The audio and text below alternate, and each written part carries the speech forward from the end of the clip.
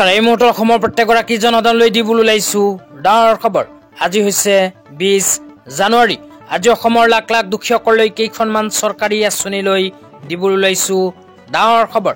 তো যিসকল মানুহে ভিডিঅ'টোত ক্লিক কৰিছে অনুগ্ৰহ কৰি ভিডিঅ'টো স্কিপ নকৰি প্ৰথমৰ পৰা শেষলৈ চাই থাকিব, কিয়নো এইটো ভিডিঅ'ৰ মাজত চৰকাৰী ঘৰৰ পৰা আৰম্ভ কৰি কৃষকসকললৈ কেইখনমান গুৰুত্বপূৰ্ণ খবৰ প্ৰদান কৰিম। অনুগ্ৰহ কৰি ভিডিঅ'টো স্কিপ নকৰি প্ৰথমৰ পৰা শেষলৈ চাই থাকিব। লগতে মোৰ চেনেলত নতুন হলে প্লিজ চেনেলটো সাবস্ক্ৰাইব কৰি মোৰ লগত থাকিব। তো বলক ভিডিঅ'টো আৰম্ভ কৰি আজিৰ প্ৰথমটো গুৰুত্বপূৰ্ণ খবৰৰ বিষয়ে বিস্তাৰিত জানি লওক। তো আজিৰ প্ৰথমটো গুৰুত্বপূৰ্ণ খবৰ হ'ল চৰকাৰী ঘৰলৈ। তো আপোনালোকে মোবাইল স্ক্ৰীনত চাব পাৰিছে চৰকাৰী ঘৰলৈ এনেকৈ এখন আপডেট ইতিমধ্যে আমাৰ হাতত আহি পৰিছে। তো ইয়াতে কি লিখা আছে বিতংভাৱে পঢ়ি আপোনালোকক শুনাই দিছো।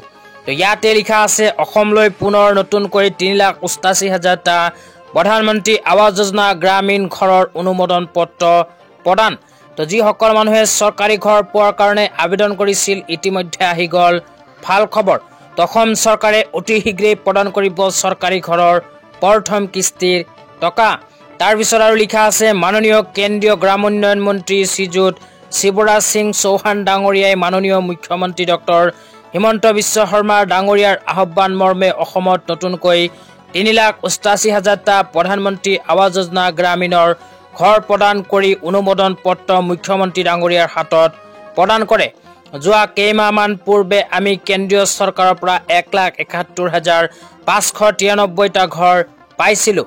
অৰ্থাৎ যোৱা কেইমাহৰ ভিতৰত আমি অসমে সৰ্বমুঠ 5,59,593টা নতুন ঘৰ আবণ্টন পাইছোঁ আৰু পৰৱৰ্তী বিত্তীয় বৰ্ষত পুনৰ 3,88,000টা ঘৰ আবণ্টন দিব বুলি আজি মাননীয় কেন্দ্ৰীয় মন্ত্ৰী ডাঙৰীয়াই ঘোষণা কৰিলে।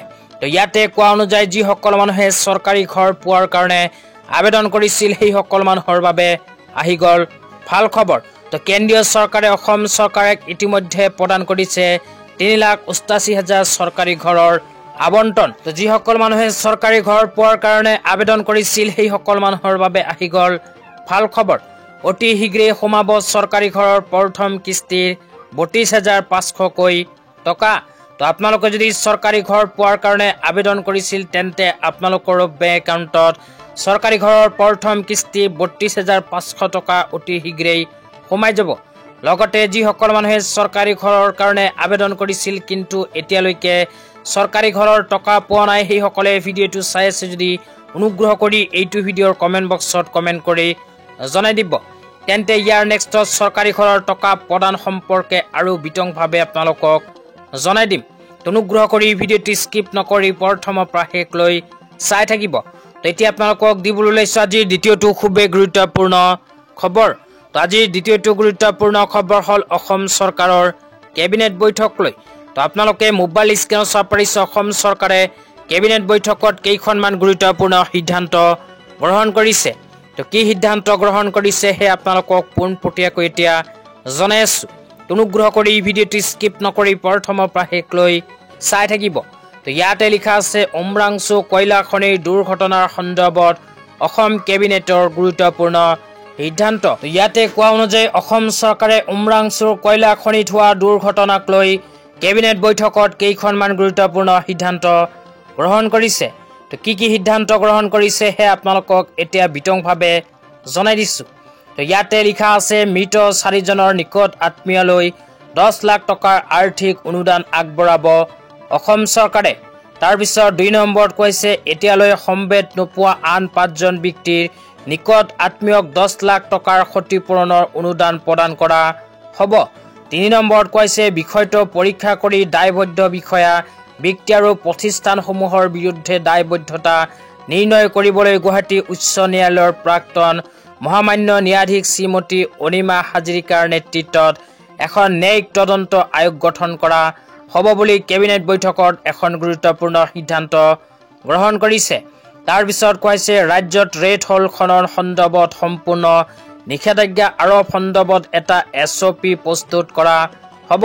ইয়াৰ লগতে কোৱা হৈছে বিষয়টো ইতিমধ্যে পঞ্জীয়ন কৰা এজাহাৰৰ আধাৰত সমগ্ৰ ঘটনাটোৰ তদন্তৰ বাবে মহামান্য ন্যায়াধীশ শ্ৰীমতী অনিমা হাজৰিকাৰ অধীনত এখন SIT গঠন কৰা হ'ব বুলি অসম চৰকাৰে কেবিনেট বৈঠকত এখন গুৰুত্বপূৰ্ণ সিদ্ধান্ত গ্ৰহণ কৰিছে। তেতিয়া আপোনালোকক দিবলৈ ওলাইছো আজি তৃতীয়টো খুবেই গুৰুত্বপূৰ্ণ খবৰ। তো আজিৰ তৃতীয়টো গুৰুত্বপূৰ্ণ খবৰ হ'ল কৃষকসকলৰ বাবে। তো কৃষকসকলৰ বাবে ভাৰত চৰকাৰে ঘোষণা কৰিছে এখন বিশেষ আঁচনি। এইখন আঁচনিৰ জৰিয়তে কৃষকসকলে প্ৰতি মাহতে নিজৰ বেংক একাউণ্টত লাভ কৰিব ৩,০০০কৈ টকা। তো আঁচনিখনৰ নাম হ'ল PMKMY আঁচনি, প্ৰধানমন্ত্ৰী কিষাণ মানধন যোজনা আঁচনি। এইখন আঁচনিৰ জৰিয়তে কৃষকসকলে প্ৰতি মাহতে ৩,০০০কৈ টকা লাভ কৰিব। তো কোনবোৰ কৃষকে কেনেকৈ লাভ কৰিব আৰু কেনেকৈ আবেদন কৰিব পাৰিব সবিশেষ আপোনালোকক জনাই দিছোঁ।